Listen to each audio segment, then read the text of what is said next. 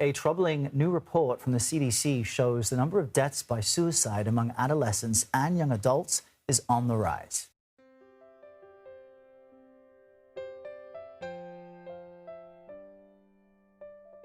The numbers are very disturbing.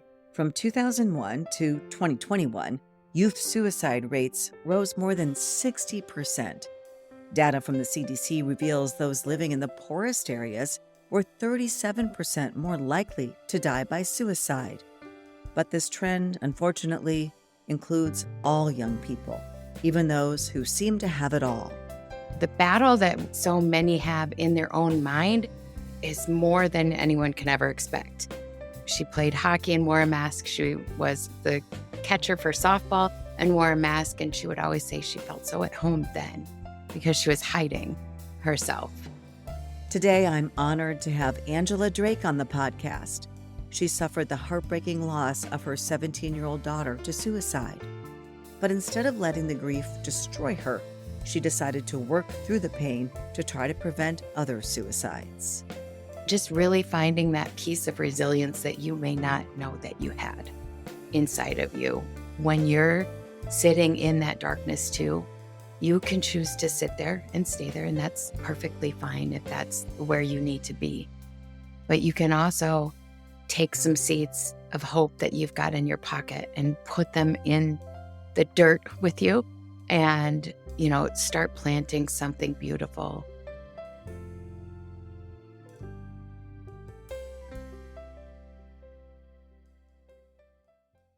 Thank you so much for joining us on this episode of Grieving Out Loud. I'm your host, Angela Kennecke. Now, before we start today's conversation, we'd like to note that if you or a loved one are experiencing suicidal thoughts, help is available.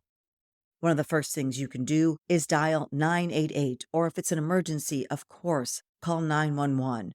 We also have a list of resources on our website, emilyshope.charity. You can also find a link on the show notes of this podcast.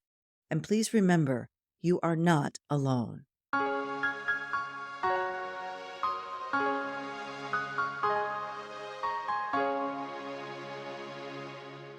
Well, Angela, thank you for coming on Grieving Out Loud. I am so grateful to have a chance to sit down and talk with you.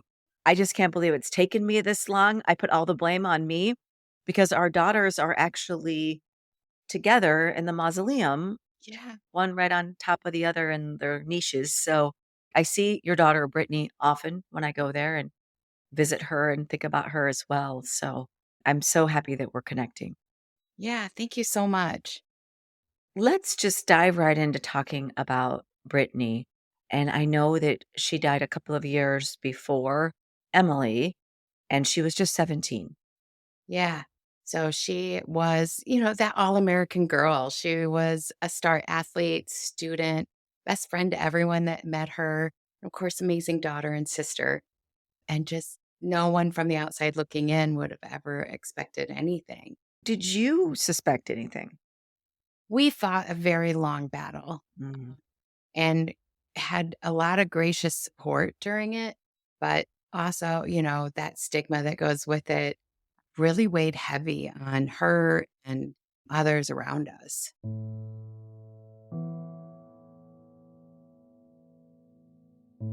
Angela says the stigma surrounding depression only made things worse for her teenage daughter. Brittany felt ashamed of her mental health and was afraid to talk too much about it. The battle that so many have in their own mind is more than anyone can ever expect. She played hockey and wore a mask. She was the catcher for softball and wore a mask, and she would always say she felt so at home then because she was hiding herself, but she could still do everything that she loved. And that big, bright smile that she always wore too would be her mask in the world. She would hide behind that so no one would have to worry about her. I think when we have kids who are active and playing in sports, I mean, Emily was a gymnast and a hurdler in track. I think when we have kids, we think somehow that we're inoculating them from the Yeah. troubles, right? Either the troubles in their own mind or the troubles in the world, or a combination of the two. Right. That's their outlet to let go of everything. But in so many factors, they feel that pressure of everything that they're doing too, that gives an extra burden almost. People that are very type A and want to be perfect for everything, that's such a pressure that they build in their own mind. It may not be put on them from outside, but just what they're going through to be the best all the time. So, what was going on with Brittany behind the mask? So, I mean, we fought tooth and nail in my big mama mouth, went to war to get all the treatments that we could find to fight the illness that she was fighting in her own brain. She did several treatments, medications, and all kinds of things. And really, we worked closely with Avera and other doctors to find new ways to help. But I think with her mental health condition, we just didn't have the research at the time to save her. We did everything we could, but it just wasn't enough. What was her clinical diagnosis? Depression, anxiety, and some PTSD just from some trauma that had occurred. Right. I think most people go through some trauma, right? Trauma Yeah. in their childhood or trauma Yeah. in general. And I think that depression and anxiety, it's so common today at alarmingly increasing rates among young people. Yeah. And I think, we forget that when somebody takes their life, it's not just because of one box that was checked, right? It's the perfect storm all coming together to make them feel like they have no other option. And they can't get outside of their brain to understand that we're just got to get past this part. And they're just not seeing beyond today. You've had so much time now to process what happened. But I'm sure in 2016, when Brittany completed suicide, there was no way for you to process it immediately. No. And, I would always say, I knew in my head we did everything, but in my heart, I was her mom and I was supposed to save her. Yeah, I think we all feel that way, whether it was from an overdose, accidental, Yes. or whether it was intentional, whatever. Every mother feels that way. Like, even though, I mean, I drug Emily to counselor after counselor, mental health issues certainly are involved with addiction and the reason people turn to substances. And you feel like you've turned over every stone, you've done everything within your power, everything you knew at the time, right? Because we all Yeah. learn things in retrospect. But Yeah. yet, we should have saved them somehow. Right. So Yeah. I mean, I think that that's just a common feeling among Yeah. mothers who lose children, Yeah. especially in a stigmatized way. Absolutely. I always say to any mama that I work with after a loss, I always say, we did the best we could with the information we had at the time. Mhm. The information that I have today is way different than I had in 2016. And so is, medical advancement. So just like losing our children to anything else, any other disease, advancement comes along and we can save more people because we've learned more. It's just such a tough road that we have both been on. And one thing I had a grief counselor tell me a while back was that it would say, like, if only I had done this one thing, or if only this would have happened, maybe not even involving me. And I had this counselor say to me, you have to reframe that and say, even if you would have done this one thing, this could have happened anyway. Even if you could have been equipped to know or to do, or someone else would have done something, this still could have happened. Yeah. And that's the biggest, hardest pill to swallow for all of us, Yeah. right? Yeah. Is that no matter what we did, we can't take it back. We can't go back. And hindsight is 2020. And yes, the coulda, shoulda, wouldas will break our hearts every single day.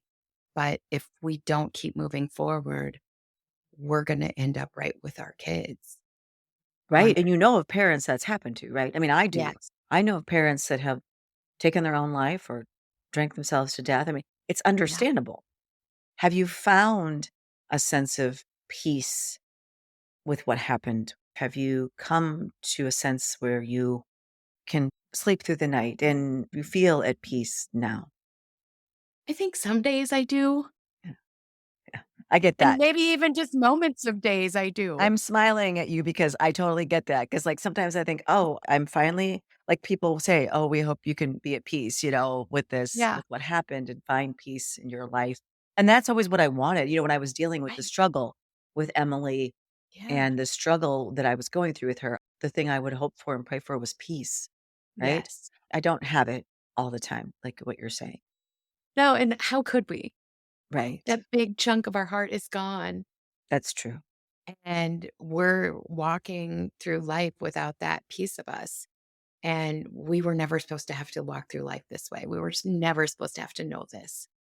There's forgiveness involved. And I'm not saying you have to forgive her for anything because I Yeah. understand suicide is very much such a sad and painful thing for the person who completes it. Yeah. But I can understand how it would feel. And I feel this to some extent with Emily using drugs, and just taking something that how could you do that to yourself, Right. And I don't know if I've ever been truly angry. I've been angry with the situation. I've been angry with the dealers. I've been angry with the boyfriend. I've been angry with a lot of things. I don't know that I've ever been truly angry with her, but is forgiveness involved? For me, that came so quickly because I realized it was a disease. Yeah. And she was fighting that and she could not get away from those thoughts. And her brain was telling her things that weren't real. Right. And Right.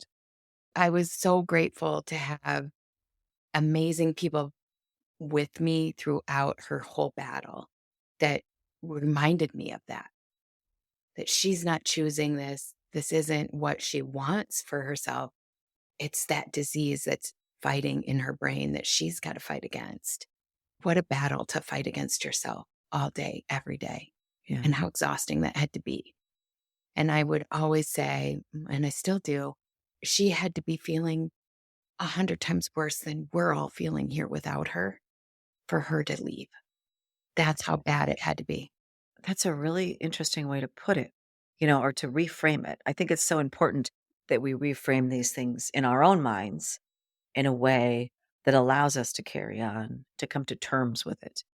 Yeah. Maybe. I think acceptance is a long time coming in the death of a child, no matter what that child died from. Do you Yeah. have people come up to you and say, this is what I wrote a blog on because I always, I talk about these stigmatized deaths, do you have people come up to you and say, my child died too, but it wasn't from suicide or it wasn't from drugs? Always. Like, yeah, Yeah. doesn't that drive you crazy? Yeah. And I said, I'm really sorry you're experiencing grief too. Yeah. I always just say it doesn't matter how our children died. Grief is grief, Yep. You're not here. Yeah. But I always think it's so interesting because people just want you to know that their child didn't die of a stigmatized death, and I just always think that's bizarre. Yeah. It's not like we took them out of this world. We didn't choose for them to go either, and they Right. didn't either. No, And I think so many people forget that or don't know that, aren't educated enough to know. I think with the accidental fentanyl poison, she chose to use a drug, but people can understand, oh, she didn't know fentanyl was in it, so she really wasn't intending to die. But when they complete suicide, it's hard for people to understand because people just haven't been in that space before, in that mental space, Yeah. you know? And I don't think Brittany wanted to die. I just don't think she knew how to keep going. Yeah. It's like she was standing at the top of a burning building and couldn't see the fire trucks coming. And her only option was to jump off that building. So I'm sure this has been very traumatizing for you, your other daughter, the rest of the family. How have you coped with that trauma? I haven't stopped talking. And that I think you know how healing that can be. For some people, like you and me, maybe not for everybody. Yes, yes, yes. For some people. And I don't mean that we have to talk to the world, but we have to talk to somebody. And whether that's out here loud and proud, like we all are, because we're very proud of our children, but you have to find some way to talk through it with either a therapist or a friend or family member that can truly Mm. listen.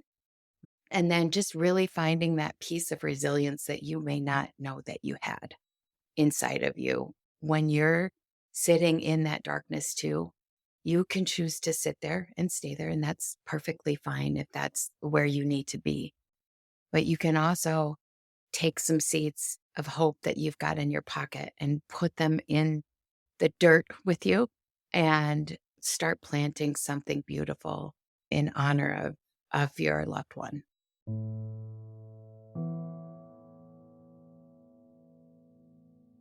Whether you're someone who finds comfort in sharing your emotions or you prefer to keep them in private, Angela stresses the importance of surrounding yourself with loved ones during times of loss.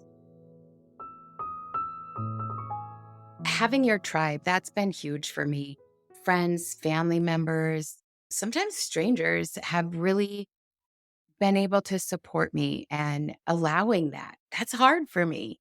I'm very much a doer and I need to just keep going and keep going. And I realize there are times that when I know I need to fall apart, I got to do it now or it's going to go anyway. Right. So giving myself grace to take that moment to, do that full body cry when I need to. I may be Wonder Woman every day, but I don't have to wear that crown and the cape every day. It's okay to take a break. And those mini breaks add up very quickly in your day, whether I'll take 5 minutes to dance to that goofy little song that nobody knows I listen to, or 5 minutes to snuggle up with our puppy, or little things like that add up very quickly to a good self care. It doesn't always have to be a long, big thing to be self care. Yeah, I find animals to be very therapeutic. My dog is very therapeutic for me. Yeah. Just taking a minute to stop and to pet her when I'm stressed or upset just seems to help tremendously. I Yeah. think that's why dogs are so popular in today's Yeah. world, because we all need a little bit of that. But I agree. It's like, I know you are a small business owner. You are running your organization, your charitable organization. You're like me, you're super busy and you can get caught up in the busyness and not leave time for yourself. And I think that I'm not as good at handling stress as I was before my daughter died. Right. It builds up so much quicker. But I've come to realize, okay, I feel it. It's like that balloon getting bigger and bigger, right? I've got to stop and de stress or just let go. And, I'll buy cheap plates and write things on them and throw them against the wall. And it's a big stress reliever. Who cleans it up? Do you clean it up then? Yeah. Yeah. And that's also therapeutic, or just going out to the rink because that was always home for us. Just little calming things. The things that will reduce that air out of that balloon before it bursts. That was probably the hardest thing throughout my whole grief journey is that just realizing where I'm at in my moment. And is it time?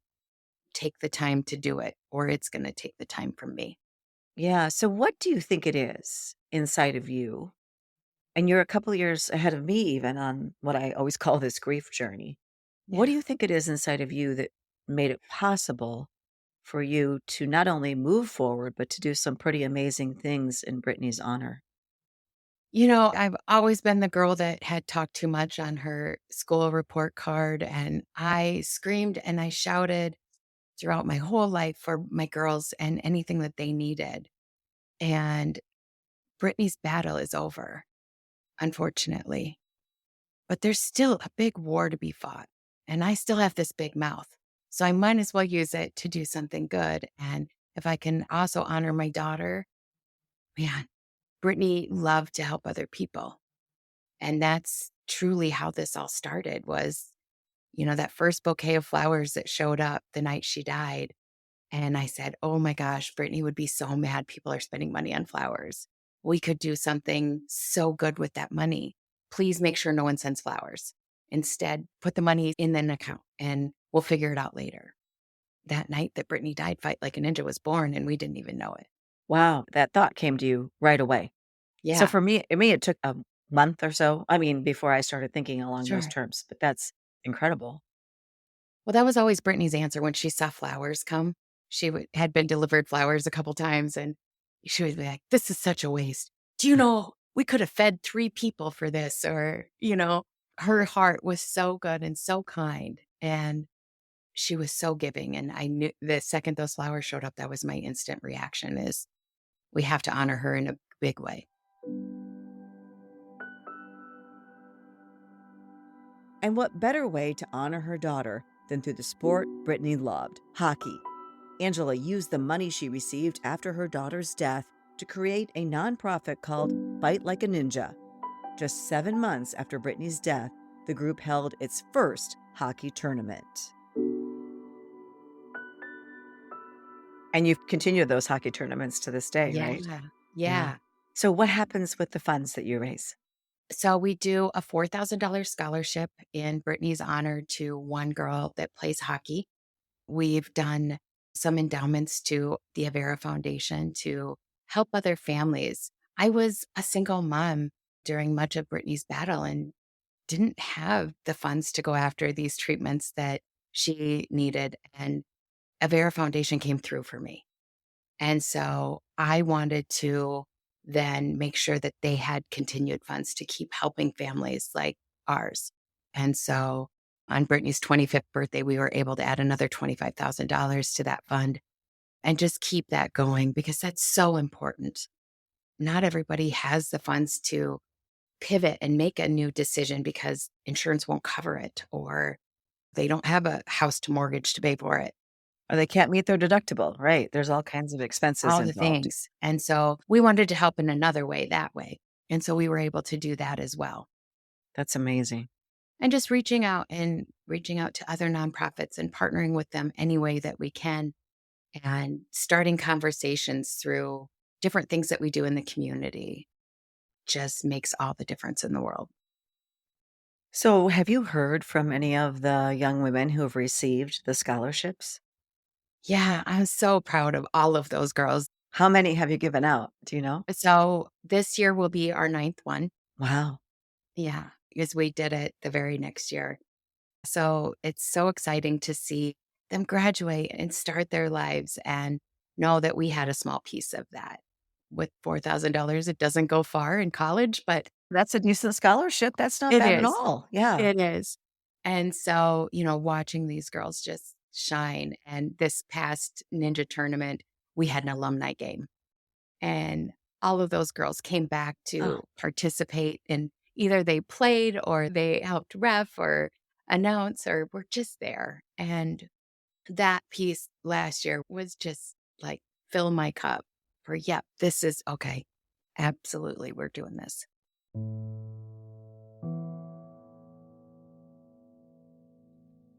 while Angela has some days that are rewarding, she admits others remain challenging, particularly on holidays and birthdays. Has it gotten easier as time has gone on? I don't think it's gotten easier. We've just adjusted better. Yeah. Yeah. We know that they're coming, those big ones, right? Birthdays, angel days, Christmas, things like that. So Brittany's angel day and her birthday are 5 days apart. Yeah, because she was about to turn 18, right? Yeah, she was just 5 days from turning 18. Her 18th birthday must have been the most devastating time for you. It absolutely was. And so we take a Brittany trip every year in her honor and have an adventure, Butchie and I. That's your other daughter. We should Yeah. mention that. Yeah. Yeah. That's a nickname, right? Butchie? Yes, that's her Yeah. nickname from Papa. Uh, We've gone to Hawaii, we've gone to Colorado for hockey games, and we'd just go on an adventure in her honor instead of sitting at home in the thick of it. yeah. No matter where we're going to be, it's going to be a tough day. But if we can have an adventure that we know that we could have all three enjoyed together, it helps just a little bit. Right. I feel that way. Christmas was such an important holiday to Emily. It was her day. In fact, I have a blanket made out of her Christmas socks and sweatshirts and blankets and all that kind of stuff. But I couldn't leave this year around Christmas, but I like to leave because it's just a hard time to be at home. I think whatever you need to do to cope, I think you should do, right? It's different for every person, but whatever Yes. you need to do, you should do. Yeah. For Christmas, we kept Brittany's tree that she had in her bedroom. Every year, somebody sends us a new ornament to add to that.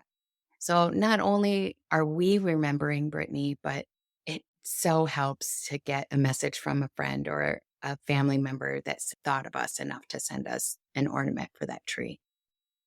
I have really struggled over these past few years and been sort of fascinated with the life after death, anything to do with that. I mean, what Yeah. happens after we die?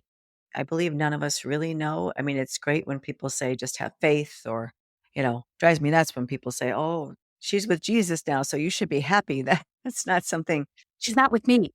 yeah, right. Don't say that if someone is Yeah. grieving, especially a parent or anybody. Just don't say Yeah. that. But so what do you think happens after we die? I don't have that crystal ball. I want to hope and know that she's living on and her light is shining in so many ways. And I always say, when I see a beautiful sunset, I'm like, that's her paint. She painted that for me. And I think I have to hold that into my heart because I need that. But I don't know. None of us know. Yeah. I think that in a way, our daughters live on through us because their DNA is imprinted on us, Yeah. when they're in the womb. Yeah. And we're both doing this work. Emily's, we try to keep her art alive and her story alive. And same with Brittany, you gravitate to the sport that she loved and you keep her name alive as well. And I think maybe that's a big part of it. I know, Brittany would be 26. She would be having a career, and I know she'd be helping people, whatever she chose. She had that full ride to college. She was planning to become a psychiatrist to help kids because she Oh, understood that. And so it's just heartbreaking to know that she'll never get that opportunity. But I can stand in this world and keep her light shining and help some kids along the way. yeah. I love that sentiment. I love what you're doing.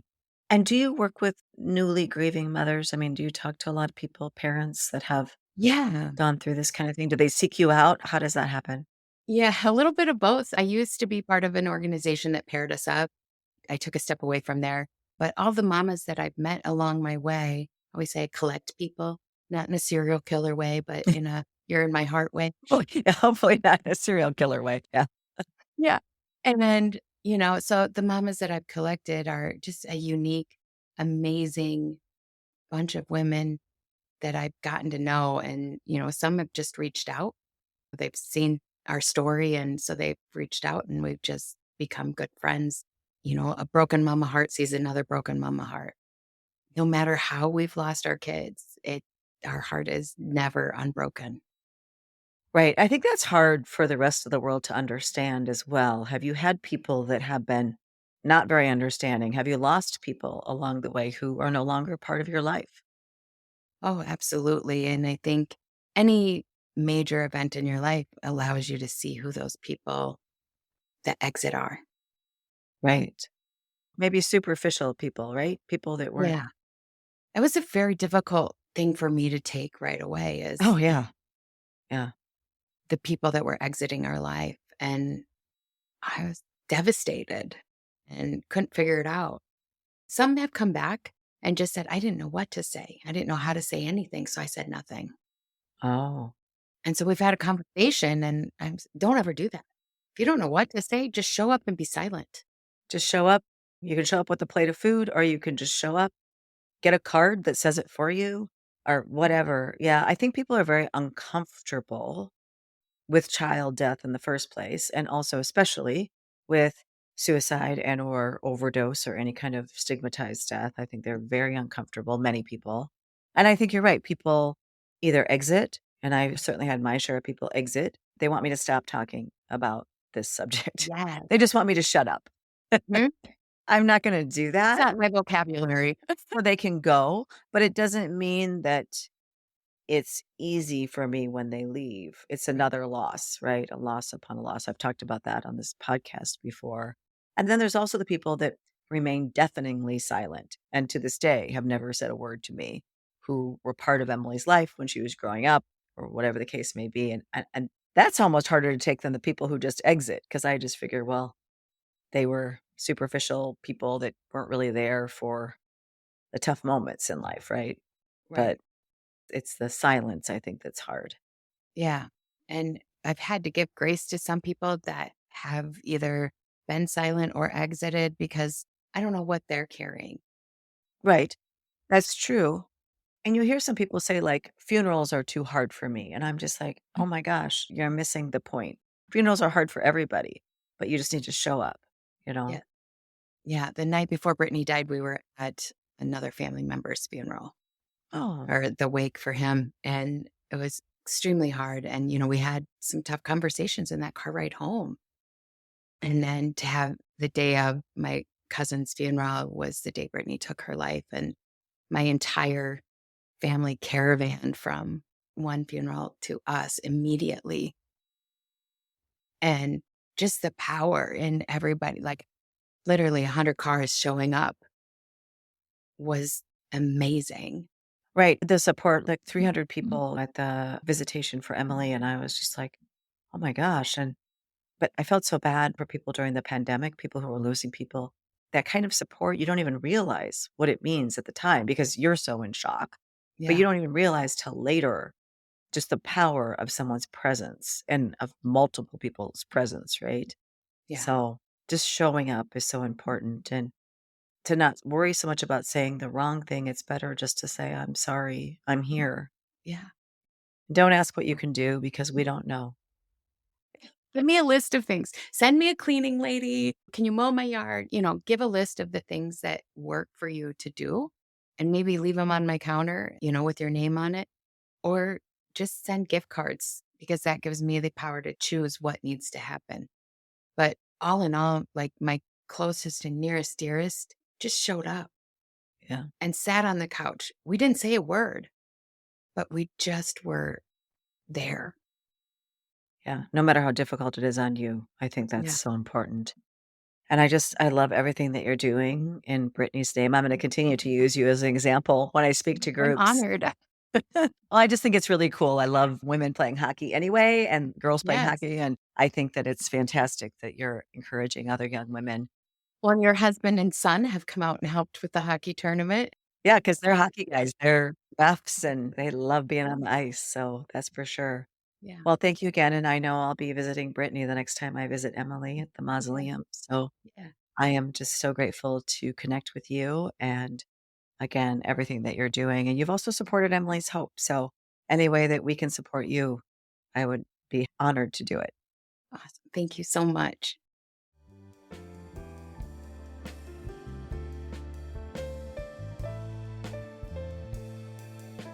And thank you for joining us on this episode of Grieving Out Loud. If you found it helpful, please leave a positive review and share it with your friends and family. Remember, together, we can help those who are struggling and leave this world a better place. Next week, we hear from a woman who is doing just that. Susan Bartz Herrick lost her son to fentanyl poisoning. She's channeling her grief to raise awareness about substance use disorder. The book she's written about her son's story is now being turned into a screenplay, possibly becoming a movie. I'm very honored that Luke's best friend, Jacob Taylor, who is an actor, pushed this, and he got some pretty well-known screenwriters to write it, and they are out there pitching it right now. Tom Ferran is one of them, and Tom writes for Yellowstone. That's next week on Grieving Out Loud. Until then, wishing you faith, hope, and courage. This podcast is produced by Casey Wonnenberg King and Anna Fye.